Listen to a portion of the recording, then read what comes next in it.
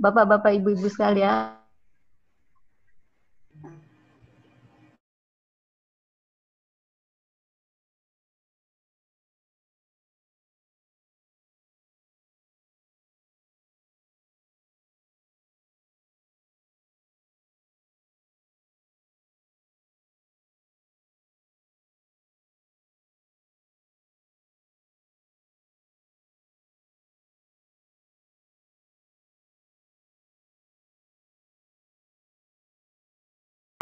dari kelompok penelitian dinamika proses perairan darat, Pusat Penelitian Limnologi LIPI.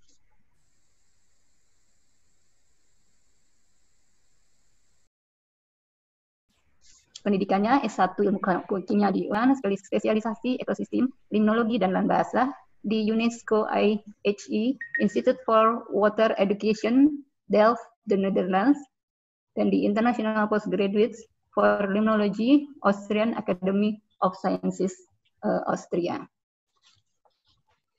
Pak Haji ini banyak publikasinya yang sudah tentang lahan basah ini, diantaranya A Constructed Wetland Technology to Improve Water Quality of Tin Mine Pit at Bangka Island, dan beberapa tulisan lainnya. Kami undang untuk Pak Haji mempresentasikan makalahnya. Silakan.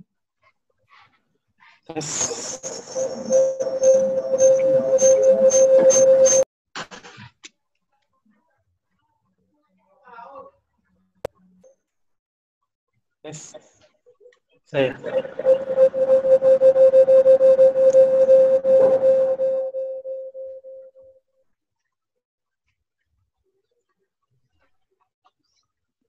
Bismillahirrahmanirrahim. Assalamualaikum warahmatullahi wabarakatuh. Waalaikumsalam warahmatullahi wabarakatuh.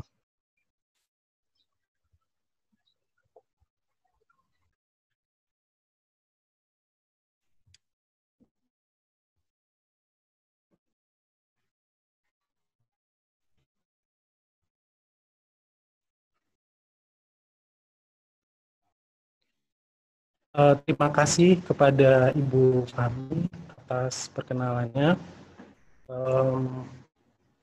Pada kesempatan kali ini, saya akan menyampaikan presentasi mengenai potensi lahan basah bagi penyiasatan ekosistem Dano Maninjau.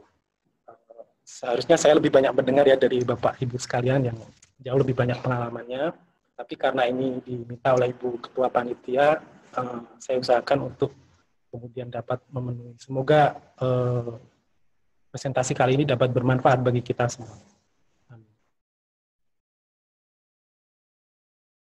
Mengenai maksud di sini, kita mengikuti leksi sebelumnya, itu yang dilihat adalah lahan basah yang alamiah. Tetapi yang dimaksudkan saya di sini nanti akan lebih banyak lahan basah yang buatan, karena tujuannya untuk menaikkan kualitas air. Akan tetapi kalau kita mengacu pada definisi Ramsar tahun 74, sebenarnya nggak terlalu dibedakan ya, lahan basah itu, bahkan lahan basah buatan itu juga disebutnya lahan basah. Baik, sebagai suatu refresh, lokasi penelitiannya itu ada di Danau Maninjau. Danau Maninjau sendiri termasuk satu dari 15 danau prioritas nasional, di mana kalau kita coba melihat listnya, kenapa danau-danau ini menjadi prioritas, itu lebih karena permasalahan yang dihadapi dan kesiapan untuk dapat menangani.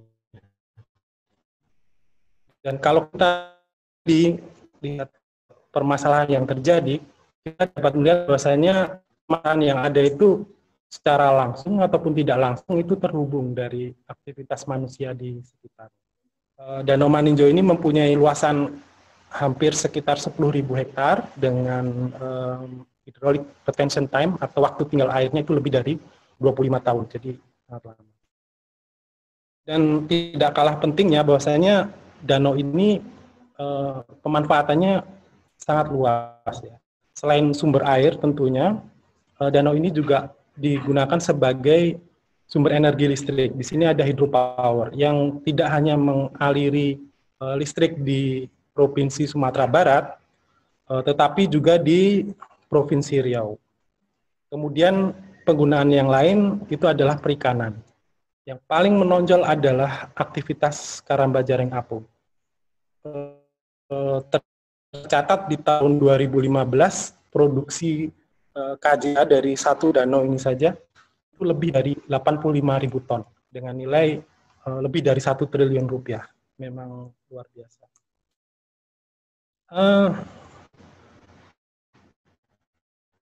Bukan hanya di Danau Maninjau ya, KJA ini sangat populer bahkan di seluruh Indonesia dan mungkin bahkan seluruh dunia.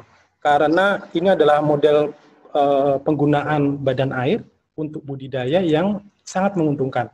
Dalam waktu 3 bulan itu keuntungannya bisa mencapai 25%. Jadi seumpama 1 tahun saja itu sudah modalnya berlipat. Oleh karena itu perkembangannya sangat pesat.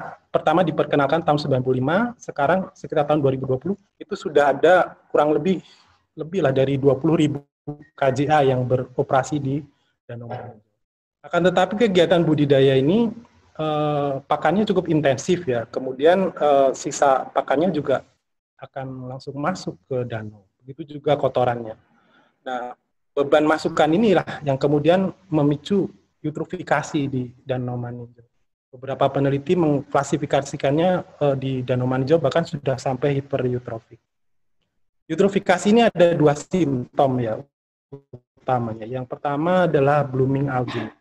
Tercatat kalau di Danau Maninjau itu tahun 2000, 2011 sampai 2018 itu terjadi blooming algae, itu didokumentasikan. Kemudian blooming algae ini berbahaya karena Myrcocystis itu beracun.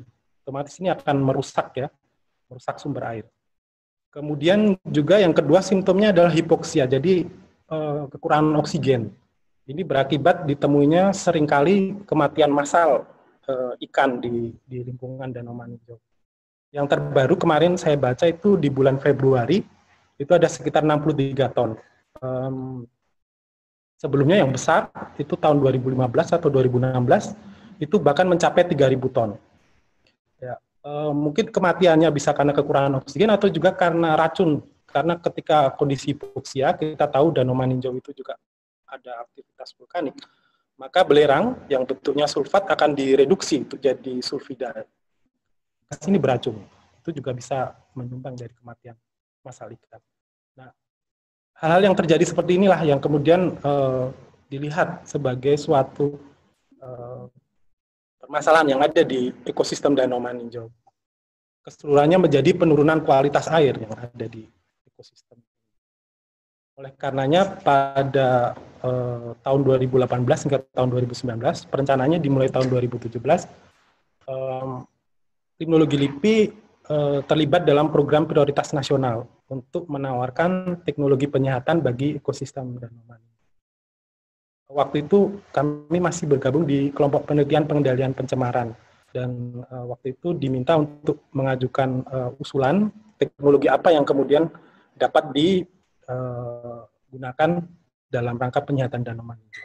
Alur berpikirnya seperti ini. Teknologi apapun yang ditawarkan itu paling tidak dapat menangani 2 permasalahan. Yang pertama, beban masukan dari KJA itu dapat dikurangi dan sebisa mungkin dihentikan karena ini besar sekali. Dan yang kedua, kualitas air dan sedimen yang sudah ada di Danau Maninjau itu dan sudah tercemar tentunya bisa diperbaiki oleh teknologi ini. Waktu itu kami bersama Kelti mengusulkan suatu sistem lahan basah. Sistem lahan basah ini terdiri dari kolam stabilisasi limbah (KSL) dan juga ada kompartemen lahan basah buatan beserta adsorben. Bagaimana sistem ini yang ditawarkan ini dapat membantu penyataan Danau Maninjau? Secara konseptual, sistem ini nanti difungsikan sebagai suatu filter ya, sebagai suatu penyaring untuk perbaikan kualitas air Danau Maninjau. Di mana sedimen dan airnya yang sudah tercemar itu juga dapat kemudian disirkulasikan di dalam sistem ini. Utamanya di kolam stabilisasi, limbah padatan yang berupa lumpur ataupun sisa kotoran ikan akan dipisahkan. untuk kemudian airnya ditingkatkan kualitas airnya sebelum kemudian sisa pencemar dan nutriennya dapat kemudian diserap di kompartemen adsorben yang berupa zeolit kita pakai, dan juga di lahan basah. Sebenarnya lahan basah ini di Danau Manijo yang ideal juga sudah ada ya, sangat besar, itu adalah sawah. Itu juga potensial. Nah, untuk menghentikan loading sebetulnya dapat dilakukan dengan memberi semacam kantung penampung ya di sekitar KJA itu. Untuk kemudian padatannya nggak langsung menuju ke danau, dan sama kemudian disedot dan di treatment di dalam kolam. Akan tetapi kami baru memulai penelitian ya, jadi kita belum bisa ideal meskipun kita meminta seperti itu, tapi kita sudah memulai, di mana sistemnya itu kita bangun di laboratorium prototip di limnologi LIPI. Di kolam stabilisasi limbah itu terdiri dari kolam anaerobik, fakultatif, dan maturasi, di mana ini mengacu kepada proses degradasi dari material organik yang berlaku. Bukan karena kita menambahkan sesuatu, tidak. Ini berjalan relatif pasif ya, walaupun memang memerlukan pengelolaan, tapi ini sebenarnya pasif. Aliran satu kolam ke kolam yang lain itu menggunakan gravitasi, jadi berjalan secara relatif pasif. Di kolam anaerobik ini walaupun relatif kecil, tetapi kita mengatur supaya mendekati ideal dengan cara lebih kita mendekati bagaimana retention time-nya itu bisa sebisa mungkin mendekati apa yang sebetulnya. Di kolam anaerobik ini dalam, kurang lebih 3 meter, ukurannya 1,5 kali 1,5, retention time-nya kurang lebih 1 hari, 1 sampai 2 hari. Ini cukup untuk kemudian memisahkan padatan dan air.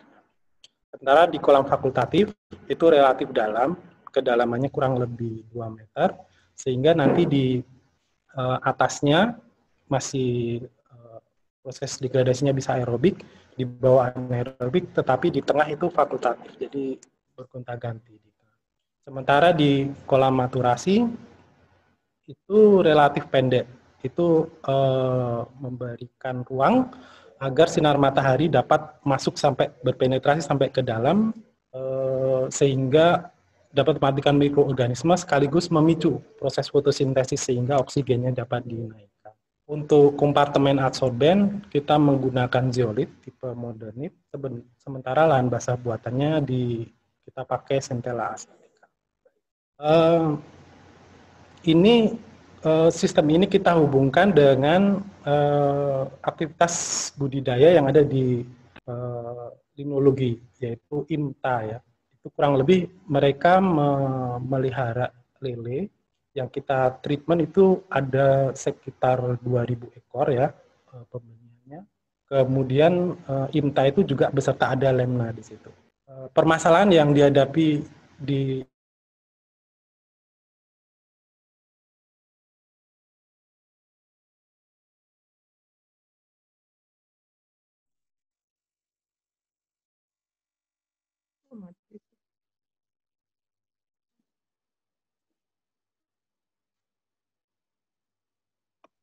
Pak Haji, suaranya hilang.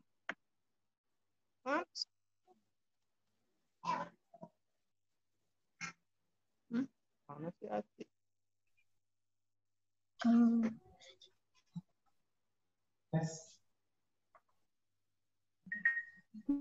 Oh, sebentar ya.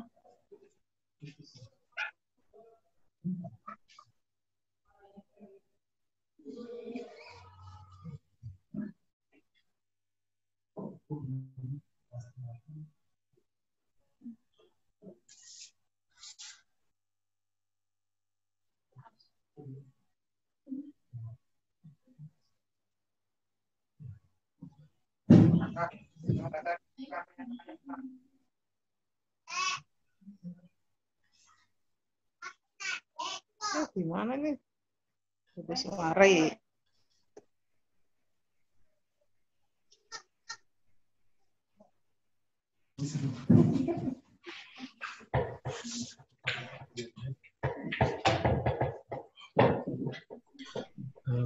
Tes bisa.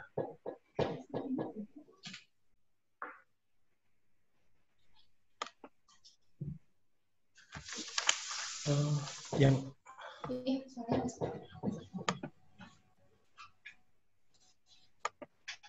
kenapa ini dia step tes Ya, Mas Haji sudah muncul suaranya.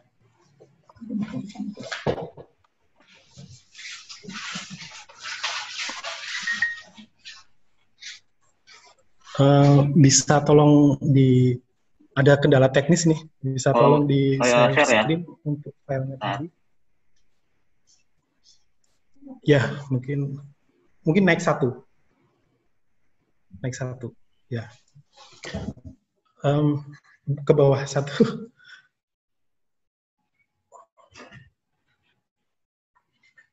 Ke bawah satu, next. Ya. Jadi pada dasarnya permasalahannya sama ya di budidaya. Jadi ketika menjelang panen itu terjadi endapan organik dan juga oksigennya rendah, jadi 0. Ini up satu, masih satu lagi. Ya.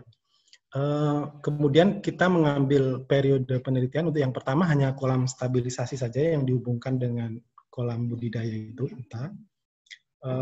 Itu dilakukan pada 2 bulan terakhir menjelang pemanenan lele. Jadi ketika lelenya akan dipanen itu adalah kualitas airnya yang paling rendah dan juga kekeruhan akibat sisa pakan dan kotorannya itu juga sudah mulai menumpuk, mulai banyak. Berikut adalah beberapa hasil pengukuran kualitas airnya. pH-nya relatif netral, konduktivitas, dan sistem yang kami terapkan itu dapat meningkatkan ya kandungan oksigen secara signifikan, naik dari 0,2 menjadi 2,2 mg per liter. Next. Ya. Temperaturnya relatif stabil ya, di 27 hingga 29 derajat Celcius dengan salinitas yang relatif rendah. Untuk turbiditasnya sendiri, jadi airnya itu kotor karena membawa sisa pakan tadi dan kotoran, itu dapat diturunkan ratanya itu sampai 76%. Di mana awal turunnya itu sesuai yang difungsikan itu di kolam anaerobik itu menyumbang mayoritas dari hilangnya turbiditas di kualitas air ini. Next. Selanjutnya, pada periode selanjutnya kita juga menghubungkan kompartemen absorben dan lahan basah untuk kemudian melihat penyisian nutriennya. Ini beberapa parameter nutrien yang kita amati. Secara keseluruhan, sistem lahan basah ini sangat efektif ya untuk menurunkan kadar nutrien air. Itu bisa lebih dari 80% untuk fosfor, dan kalau untuk nitrogennya itu di ketiga spesies ini bisa lebih dari 90%, bahkan 95%. Jadi secara keseluruhan prototipe ini kinerjanya cukup baik dalam mengolah sisa air, dalam meningkatkan kualitas air di air budidaya IMTA di limnologi LIPI. Next. Ya, kemudian bagaimana ini di danau sistem lahan basah ini akan sangat berpotensi untuk kemudian diterapkan di Danau Manejo. Paling tidak ada 3 argumen di sini yang kami sampaikan. Untuk yang pertama, bahwasanya kita tahu pemanfaatan danau ini sangat luas ya, dan salah satunya sebagai sumber air. Tentu saja keberadaan danau sebagai sumber air dilindungi ya oleh undang-undang, dan pemanfaatannya tidak bisa hanya satu generasi saja kemudian putus. Jadi misalnya kayak seperti sekarang, karena KJA walaupun menguntungkan besar, tapi nanti generasi selanjutnya tidak bisa memakai. Jadi sifatnya manfaatannya ini harus sustainable, harus terus dapat berlanjut. Oleh karena itu, jika kemudian pemanfaatan ini ingin terus berlanjut, tentunya diperlukan satu usaha untuk memperbaiki better practice dari KJA yang ada, dan juga untuk kualitas air tentunya sangat diperlukan ya sistem yang untuk mengolah kualitas air, termasuk mungkin sistem lahan basah ini bisa menjadi satu opsi. Kemudian selanjutnya argumen yang kedua bahasanya sudah diputuskan jika dalam Perda Kabupaten Agam nomor 5 tahun 2014 KJA-nya harus dirubah, harus diturunkan ya, jumlahnya jadi 6.000. Katakanlah yang semula 18.000 jadi 6.000, jadi itu kurang lebih sepertiganya. Mungkin bisa ke tabel, diklik, minta tolong. Ya. Sebagai melihat gambaran ya layout permasalahan yang dihadapi, berikut ada tabel. Kita melihat beberapa untuk beban masukan fosfor dari KJA. Dari artikel yang sudah dipublikasikan ada 3 ya. Pada dasarnya aktivitas KJA ini menyumbang kisarannya antara 300 ton fosfor per tahun sampai yang terbesar adalah 3.000 ton. Jadi luar biasa besar. Itu untuk 1 tahun saja. Ya. Jika kemudian akan terpotong ya. Jadi berkisar antara 100 sampai 1.000 ton. Jumlahnya masih cukup sangat besar itu. Karena sebagai gambaran, seumpama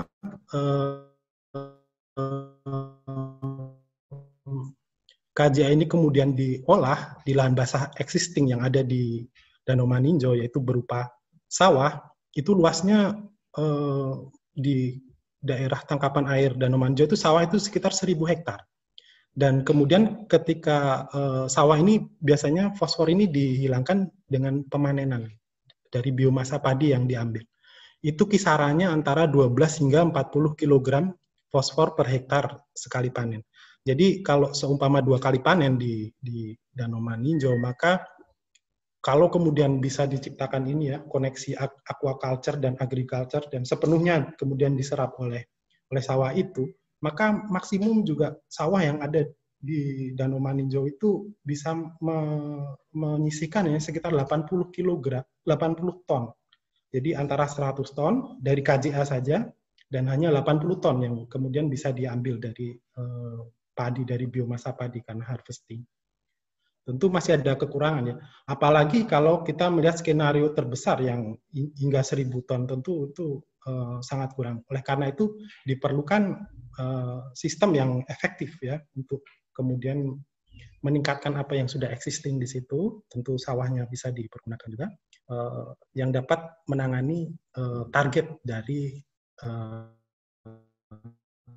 KJA yang diterapkan di Perda ini. Mungkin bisa diklik di back-nya. Baik ya. Kemudian yang ketiga, argumennya bahwa sistem lahan basah itu adalah suatu daerah penyangga bagi ekosistem danau. Selain dia bisa di danau, tentunya ke depan tantangan dari ekosistem Danau Maninjau sangatlah kompleks ya, apalagi ada perubahan iklim atau meningkatnya aktivitas di sekitar, maka lahan basah akan sangat efektif untuk kemudian melindungi ekosistem danau ini. Saya pernah melihat dokumentasi ya dari di Economist tentang bagaimana dapat menyelamatkan ekosistem laut. Ternyata mereka sangat menekankan pengelolaan yang baik bagi mangrove, yaitu lahan basah di sekitar lautnya. Itu adalah kunci untuk kemudian ekosistem laut dapat sustainable, dapat lestari. Dan tidak mungkin saja juga untuk kemudian kita menyehatkan Danau Maninjau dan menjaga Danau Maninjau, maka kuncinya juga bagaimana kita bisa mengelola dan menerapkan lahan basah untuk kemudian menjadi buffer, daerah penyangga bagi keseluruhan ekosistem danau. Next. Ya, selain perlunya sistem ini diterapkan, sebenarnya banyak sekali keuntungan yang kemudian bisa diturunkan apabila sistem ini bisa dipakai di Danau Maninjau. Yang pertama, permasalahan Danau Maninjau selalu dipandang dari simptomnya, yaitu banyaknya kematian ikan dan kualitas air yang kemudian algal blooming. Seandainya air pada sekitar KJA itu dapat disirkulasi ke filter ini, tentunya hasil dari kami dari prototip itu bisa untuk kemudian memperbaiki kualitas air sehingga kematian ikan ataupun algal blooming itu bisa diminimalisir atau bahkan mungkin dihilangkan. dengan skala yang tepat ya, dengan perhitungan skala yang tepat untuk menangani permasalahan yang di danau. Kemudian jika nanti semakin lama danau ini sehat dan kemudian baik, tentu saja ini akan menarik wisatawan. Jadi di sini bisa kembali banyak wisatawan yang kembali ke Danau Maninjau, sehingga tidak semua orang harus mencari mata pencaharian di Karamba. Dan juga sistem yang diterapkan tentu akan menghasilkan turunan ya, yaitu endapan organik. Di mana endapan organik itu sebetulnya bisa diolah lebih lanjut juga untuk kemudian menjadi pupuk. Jadi selain pengolahan limbahnya menjadi industri baru, mungkin juga organiknya bisa diolah, kemudian pupuknya bisa dijual. Karena apa? Karena di sawah di sekitar Danau Maninjau bila diinkorporasi sebagai suatu lahan basah yang diterapkan di sistem ini, maka arahnya nanti jadi organik, karena tidak perlu lagi penambahan pupuk ya, karena nutriennya itu bisa berasal dari aquaculture. Jadi semacam integratif antara aquaculture dan agriculture yang ada di Danau Maninjau. Itu tentu menjadi suatu yang menarik apabila kita benar-benar bisa dapat mewujudkannya. Kemudian bukan hanya bagi orang sekitar saja keuntungan ini diperoleh, bahkan di satu negara, bahkan di seluruh dunia. Karena apa? Karena lahan basah itu fungsi alamiahnya adalah sebagai penyimpan karbon, di mana ini penting untuk kemudian menangani kemungkinan perubahan iklim yang akan terjadi ke depan. Selain juga penanganan eutrofikasi tentunya bisa dipandang sebagai salah satu usaha dalam menangani perubahan iklim ke depan. Next. Ya, jadi apabila bisa terjadi penerapan lahan basah yang kemudian dikelola dengan baik, dengan ukuran yang tepat, itu akan dapat membantu dalam menyehatkan dan melindungi ekosistem Danau Maninjau. Next.